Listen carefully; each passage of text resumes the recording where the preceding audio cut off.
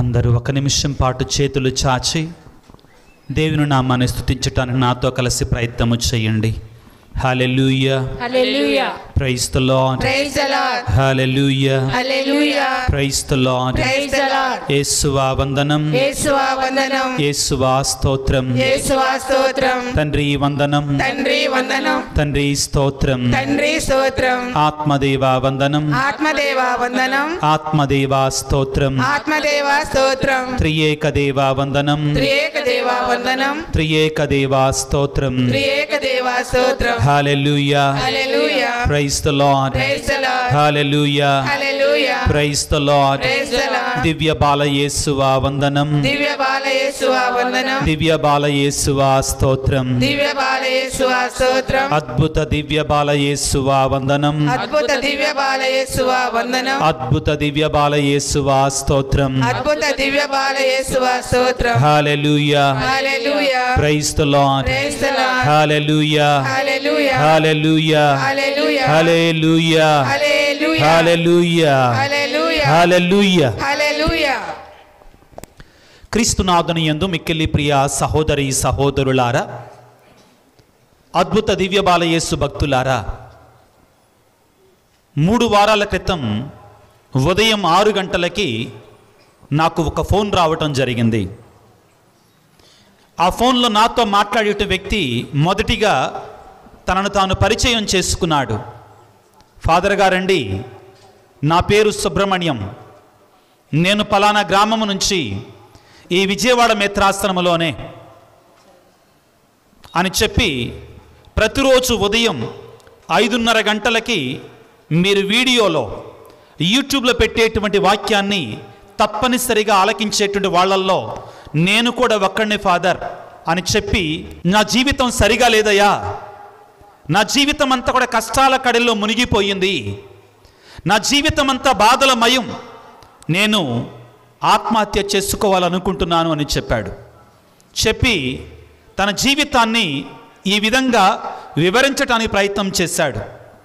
Father, కొన్ని సంవత్సరాల క్రితం నేను వివాహం చేసుకోవటం జరిగింది.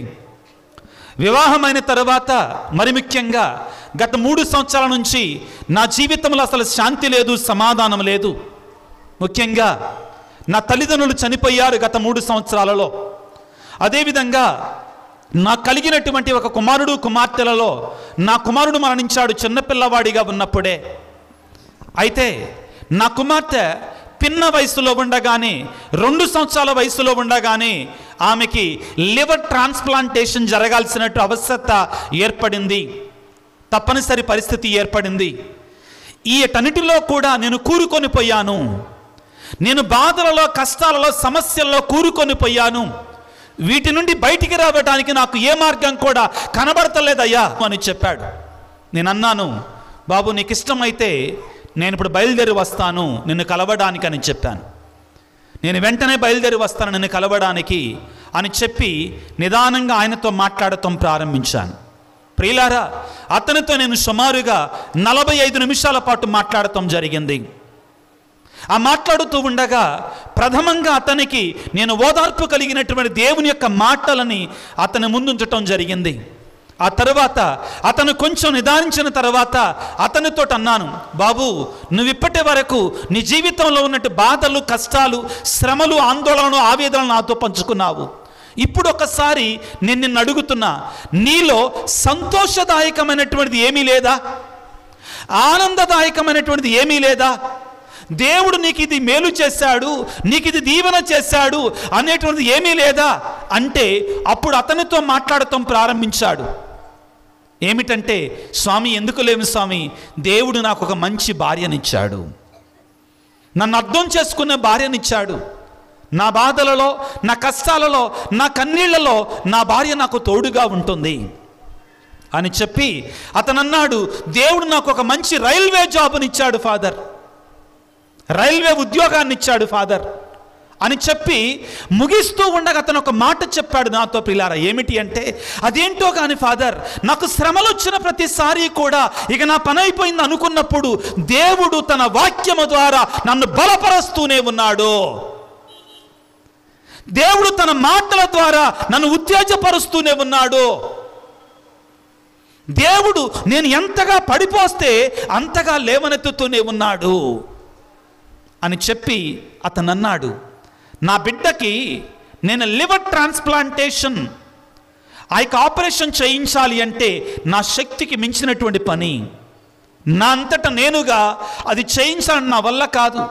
కానీ నేను రైల్వే ఉద్యోగిని కాబట్టి అంతా కూడా ఫ్రీ ఆఫ్ కాస్ట్, నాకు ఎటువంటి ఖర్చు లేకుండా దారి ఖర్చులు కూడా వాళ్లే పెట్టుకొని నా బిడ్డకి లివర్ ట్రాన్స్ప్లాంటేషన్ ఆపరేషన్ చేయించాడు. ఈ విధంగా దేవుడు నా జీవితంలో చాలా అద్భుతాలు చేస్తూనే ఉన్నాడు అని చెప్పి ముగింపుగా అతను అన్నాడు, ఏంటో ఫాదర్, మీరు చెప్పే వాక్యాన్ని విన్నప్పుడు, మీతో మాట్లాడినప్పుడు నాలో ఉన్న బాధ అంతా కూడా పోయింది. ఇది నా గొప్పతనం గురించి చెప్పుకోవటం లేదండి, దేవుని యొక్క వాక్కుల్లో ఉన్న గొప్పతనాన్ని గురించి మాట్లాడుతూ ఉన్నాను. ప్రియులారా, ప్రభునందు ప్రియులకు దేవుని బిడ్డలారా, ఈనాడు ఈ పండగలో పాల్గొంటూ ఈ దివ్యబాల యేసు యొక్క మహోత్సవాలలో పాల్గొనడానికి సిద్ధపడుతున్న మనందరిలో కూడా ఒక్కొక్క వ్యక్తిని పలకరిస్తే అంత పెద్ద సమస్యలు లేకపోయినా కానీ ఏదో ఒక సమస్య, ఏదో ఒక బాధ, ఏదో ఒక కష్టం, ఏదో ఒక కన్నీరు, ఏదో ఒక కలత మనందరిలో, మనందరి కుటుంబాలలో ఉన్నాయి. ప్రియులారా, ఇది కాదంటారా? మనందరిలో ఉంది. ఆధునిక ప్రపంచంలో ప్రియులారా, రాను రాను కూడా ఇప్పుడున్న జనరేషన్ ఏమంటారంటే ఆల్ఫా జనరేషన్ అంటారండి. ఆల్ఫా జనరేషన్, ఆధునిక ప్రపంచంలో పుట్టేటువంటి ఈ పిల్లల్ని ఏమంటారంటే ఆల్ఫా జనరేషన్ అంటారు. ఏమంటారండి? Alpha generation. ఈ జనరేషన్ని ఏఐ జనరేషన్ అంటారండి, ఆర్టిఫిషియల్ ఇంటెలిజెంట్ జనరేషన్ అంటారండి. వీళ్ళకంట ఓర్పు తక్కువ అంటండి. ఏం తక్కువ? మీ గురించి కాదండి, ఇప్పుడు పుట్టే పిల్లల గురించి అండి. ఓర్పు తక్కువ, సహనం తక్కువ. ఏం తక్కువ అండి? సహనం తక్కువ. అమ్మ ఏదన్నా అంటే ఊరికి కోప్పడిపోవటం, నాన్న ఏదన్నా వద్దురా అంటే ఊరికి కోప్పడిపోవటం. మరి ముఖ్యంగా మీరు వాట్సాప్ల్లో వీడియోలు చూసే ఉంటారండి. చిన్న పిల్లవాడికి వీడియో ఇచ్చినంతసేపు కూడా ఎగురుతూ ఉంటాడు, ఆ యొక్క ఫోన్ తీసేయగానే ఏం చేస్తాడు? బ్యాన్ ఎడుతూ ఉంటాడు. ఈ జనరేషన్ అటువంటిది. ప్రియులకు దేవుని బిడ్డలారా, ఆధునిక ప్రపంచం అనేటువంటిది సహనము లేకుండా, ఓర్పు లేకుండా జీవిస్తున్న ప్రపంచంలో మనం ఉన్నాం. ఏంటి మన ఈ బాధలకి, ఈ సమస్యలకి, ఈ వేదనలకి పరిష్కారం అంటే ప్రియులకు దేవుని బిడ్డలారా, దేవుడిచ్చినటువంటి ఈ వాక్యమే మనకి ఆదరణ, ఆదరువు, ధైర్యం. ప్రియులారా, మన బాధలలో, మన కష్టాలలో, మన వేదనలో, మన శ్రమలలో మనకు నెమ్మదినిచ్చేటువంటిది, మనకు శాంతినిచ్చేటువంటిది, అన్నిటికంటే ముఖ్యంగా మనకు ధైర్యాన్ని ఇచ్చేటువంటిది దేవుడు మనకిచ్చినటువంటి ఈ దేవుని యొక్క వాక్యం, దేవుని యొక్క మాటలు. పిల్లల బైబిల్ గ్రంథంలో దేవుడు మనతో మాట్లాడుతూ ఉన్నాడు. మన శ్రమలలో, మన కష్టాలలో, మన వేదనలలో. ఈనాడు ఈ పండగ రోజున, ఈ ఆదివారం రోజున ముఖ్యంగా మనం చదువుకున్న మొదటి పట్టణాన్ని ఒకసారి ధ్యానం చేస్తే ఏముంటుంది? ఇశ్రాయేలు ప్రజలు బాబిలోనియా బానిసత్వంలో మ్రగ్గిపోయారు, పీడించబడ్డారు. వాళ్ళకింకా ఆశ లేదు, వారికి ఇంకా నమ్మకం లేదు, వారి జీవితాలు మెరుగుపడతాయి అనే నమ్మకం వాళ్ళల్లో లేదు. కానీ ఎప్పుడైతే వారు కన్నీటితో ప్రార్థన చేశారో, పశ్చాత్తాపము చెందారో, దేవునికి మొరపెట్టారో, దేవుడు వారి మనను ఆలకించాడు, వారి ప్రార్థనను ఆలకించాడు.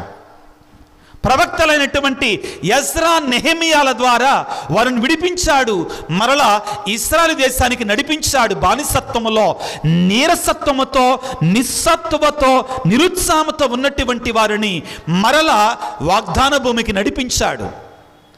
కూలిపోయినటువంటి యెరూషలేము దేవాలయ ప్రాకారాలని పునర్నిర్మించి ఇశ్రాయేలు ప్రజలందరినీ కూడా ఆ యెరూషలేము దేవాలయం దగ్గర ఒక చోటకి వాళ్ళందరినీ చేర్చాడు. ఆ సందర్భంలో ప్రియులారా నెహెమీయా, ఎజ్రాలు ఇశ్రాయేలు ప్రజలని దేవుని యొక్క వాక్యముతో ప్రోత్సహిస్తూ ఉన్నారు. వాక్యాన్ని చదువుకుందాం ప్రియులారా. నెహెమీయా గ్రంథము 8వ అధ్యాయము 4వ వచనాన్ని చదువుకుందాం. సమావేశము కొరకు ఆ సమావేశము కొరకు ప్రత్యేకముగా నిర్మించిన కొయ్య వేదిక పైకెక్కి ఎజ్రా ధర్మశాస్త్రమును చదివాను. ధర్మశాస్త్రం అంటే ఏంటండి? ధర్మశాస్త్రం అంటే ఏంటి? బైబిల్ గ్రంథం. పాత నిబంధన బైబిల్ గ్రంథం. ఇశ్రాయేలు ప్రజలకి పాత నిబంధన బైబిల్ గ్రంథాన్ని తోరా అంటారండి. ఏమంటారు? తోరా అంటే ధర్మశాస్త్రము. ఆనాడు ఇశ్రాయేలు ప్రజలు తిరిగి వచ్చిన తర్వాత కూలిపోయిన పాడైపోయినటువంటి యెరూషలేము ప్రాకారాలు పునర్నిర్మించుకున్న తర్వాత ప్రియులారా, ఇదిగో ఎజ్రా దేవుని యొక్క వాక్యాన్ని ప్రజలకు వినిపించాడు. దేవుని యొక్క సందేశాన్ని ప్రజలకు వినిపించాడు. ఏ విధంగా వినిపించాడట? 5వ వచనాన్ని చదువుకుందాం. ఎజ్రా వేదికను ఎక్కి ఉండుటచే అందరికంటే ఎత్తున నిలబడేను. అందరికంటే ఎత్తుగా నిలబడ్డాడు. ఇలా మీ ఇప్పుడు ఫాదర్ అయినట్టు విజయరాజుని ఫాదర్లు ఎలాగ ఎత్తుగా నిలబడ్డారో మీకంటే అదే విధంగా వాళ్ళు కూడా ఎత్తుగా నిలబడి ఉన్నారు. కనుక ప్రజలెల్లరూ అతని వైపు చూస్తున్నారు. ఎవరి వైపు చూస్తున్నారు? మీరు ఇప్పుడు ఎవరి కళ్ళు చూస్తున్నారు? వాళ్ళు కాదమ్మా, మీరు ఎవరి కళ్ళు చూస్తున్నారు? ఇలాగానే ఎజ్రా నిలబడి దేవుని యొక్క వాక్యాన్ని బోధిస్తున్నాడు. చదువమ్మా. అతడు గ్రంథమును విప్పగానే జనులెల్లరూ లేచి నిలుచుండిరి. ఇందాకల డీకన్ బ్రదర్ గారు సువిశేషాన్ని చదవటానికి నిలబడ్డప్పుడు మీరందరూ ఏం చేశారు? లేచి నిలబడ్డారా? కూర్చున్నారా? ప్రియులారా, కథోలిక సంప్రదాయాలు బైబిలు ఆధారంగా ఉంటాయి. హల్లెలూయా, ప్రైజ్ ది లార్డ్, హల్లెలూయా, హల్లెలూయా. తర్వాత చదవమ్మా. ఎజ్రా మహాదేవుడైన ప్రభువును స్తుతించెను, యెహోవాను స్తుతించెను. ప్రజలెల్లరూ చేతులు పైకెత్తి ఆమేన్ ఆమేన్ ఆమేన్ ఆమేన్ అని బదులు పలికిరి. అటు పిమ్మట ఎల్లరూ నేల మీద సాగిలపడి యావేకు నమస్కరించి ఆరాధించరి. హల్లెలూయా, praise the Lord, praise the Lord. ప్రియులకు దేవుని బిడ్డలారా, దేవుని యొక్క వాక్యాన్ని ఇదిగో ఎజ్రా ప్రజలకు వినిపించగా వారు ఆశతో వాక్యాన్ని స్వీకరించారు. ఎలాగా స్వీకరించారండి? ఆశతో, ఆసక్తితో దేవుని యొక్క వాక్యాన్ని ఆలకించారు. ఎలా ఆలకించారండి? ఆసక్తితో దేవుని యొక్క వాక్యాన్ని ఆలకించారు. ఎప్పుడైతే నీవు ఆశతో దేవుని యొక్క వాక్యాన్ని స్వీకరిస్తావో, ఆసక్తితో దేవుని యొక్క వాక్యాన్ని ఆలకిస్తావో, ఏం జరుగుతుందంటే నీలో ఇప్పుడు చదువుకున్న 9వ వాక్యాన్ని చదవమ్మా దయచేసి. ప్రజలు ధర్మశాస్త్రమును ఆలించి దుఃఖము పట్టలేక బోరున ఏడ్చిరి. హల్లెలూయా, praise the Lord, praise the lord.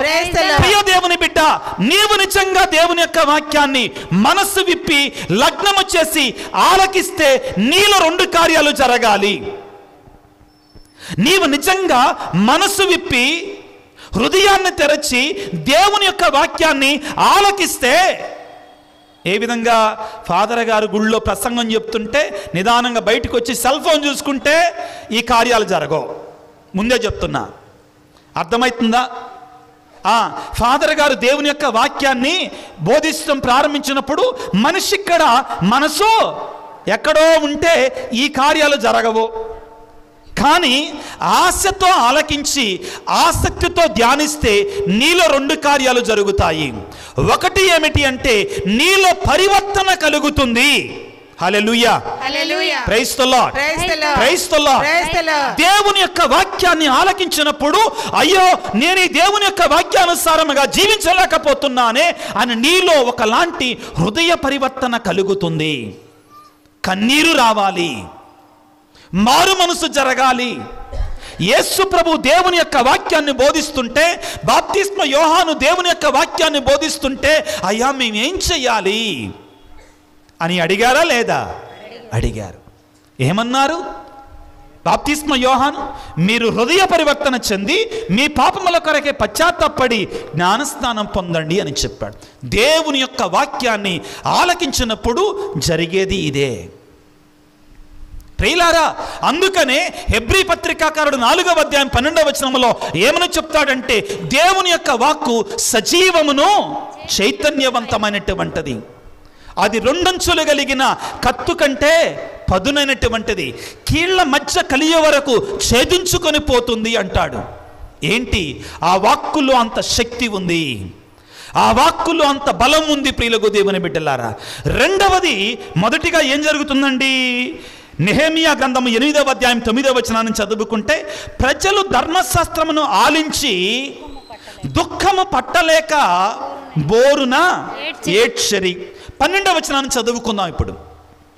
తమకు తెలియజేయబడిన ధర్మశాస్త్రము తమకు అర్థమైనదన్న ఆనందముతో ప్రజలు ఇళ్లకు వెళ్ళి ఆనందముతో వెళ్ళి చదువమ్మా ఆనందముతో తిని త్రాగిరి. ప్రియులారా, దేవుని యొక్క వాక్యాన్ని ఆలకించినప్పుడు నీలో 2 కార్యాలు జరగాలి అని చెప్పాను. మొదటిది ఏమిటి? పశ్చాత్తాపము రావాలి, హృదయ పరివర్తన జరగాలి, కన్నీరు కలగాలి. రెండవది ఏంటంటే ఆనందం కలగాలి దేవుని యొక్క వాక్యాన్ని విన్నప్పుడు. ఎందుకని? దేవుడు తన వాక్యము ద్వారా మనందరి కూడా ఏమని చెప్తున్నాడు? నేను మీతో ఉన్నటువంటి దేవుణ్ణి, ఐ యామ్ విత్ యు. ఏమని చెప్తాడు దేవుడు? నీ తల్లి మరచినా నీ తండ్రి మరచినా నేను మాత్రం నిన్ను మరువను. ఆ దేవుడు ఏమంటున్నాడు పిల్లారా తన యొక్క వాక్యము ద్వారా? నీ పేరును నేను నా అరచేతులలో రాసుకున్నాను, నా దేవుడు నాకు తోడుగా ఉంటాడు, నా దేవుడు నాకు తోడుగా ఉండే దేవుడు అనే ఆనందం మనలో రావాలి, సంతోషం మనలో రావాలి. ఇది జరగాలి ప్రియులారా. అప్పుడే మనలో దేవుని యొక్క వాక్కు పనిచేసినట్లు. మందుగా జ్ఞానగంధకర్త ఏమంటాడు పిల్లారా? ప్రభువా, మందులు కానీ వైద్యులు కానీ నా జబ్బును నయము చేయలేదు, కానీ ఎల్లరి వ్యాధిని నయము చేయు నీ వాక్కే నా వ్యాధిని నయము చేశాను. ఇందాక మనం పాడుకున్న పాటలో ఆ మాట ఉంటుందండి. ప్రభునందు ప్రియులారా, ఈరోజు మనందరం ప్రశ్నించుకోవాలి. దేవుని యొక్క వాక్యాన్ని ఆలకించినప్పుడు, దేవుని యొక్క సందేశాన్ని విన్నప్పుడు, బైబిల్ గ్రంథాన్ని చదివినప్పుడు మనలో ఈ కార్యాలు జరుగుతున్నాయా? అవును ప్రియులారా, దేవుడు ఇంకా మనతో మాట్లాడుతూనే ఉన్నాడు తన యొక్క వాక్యము ద్వారా. పునీతుడు ఏమంటాడు అంటే, when you pray you speak to God, but when you read the Bible God speaks to you. నీవు ప్రార్థించినప్పుడు నువ్వు దేవునితో మాట్లాడతావు, కానీ వాక్యాన్ని చదివినప్పుడు దేవుడే మనతో మాట్లాడతాడు. తలల వంచి చిన్న ప్రార్థన చేసుకుందాము. సర్వశక్తిమంతుడా, సర్వోన్నతుడా, ప్రేమామయుడా, ఈనాడు మీరు మాకిచ్చినటువంటి ఈ వాక్యాన్ని బట్టి మీకు వేలాది వందనాలు, స్తుతులు, స్తోత్రాలు. ఓ అద్భుత బాలయేసువా, మా ప్రార్థనను ఆలకించయ్యా. ఈ ఆధునిక ప్రపంచంలో ఎంతోమంది బిడ్డలు ప్రభువా వేదనతో, కష్టాలతో, కన్నీటితో నాకెవరున్నారు తోడు, నన్ను కాపాడేవారెవరు అని వేదనాపూరితమైనటువంటి బిడ్డలుగా మిగిలిపోతున్నారు.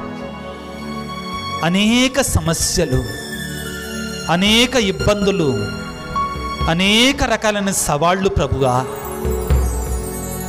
గొప్పవారికి, పేదవారికి, ధనవంతులకి, సామాన్య ప్రజలకి అందరూ కూడా ప్రభువా భయంకరమైన వేదనలతో పీడించబడుతున్నారు తండ్రి.